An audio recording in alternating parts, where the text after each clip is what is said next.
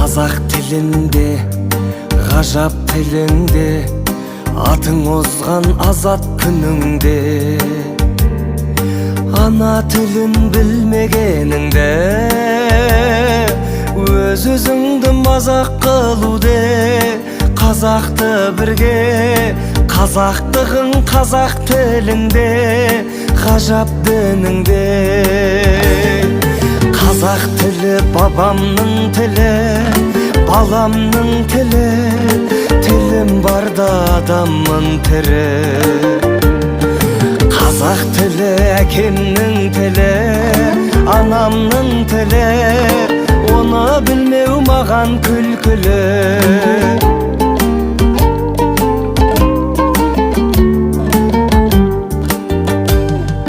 Мейлі қазақ бақ шауып тұрсын, бап шауып тұрсын, ханшайымдар хат салып тұрсын. Өз тіліңді құрметтемесе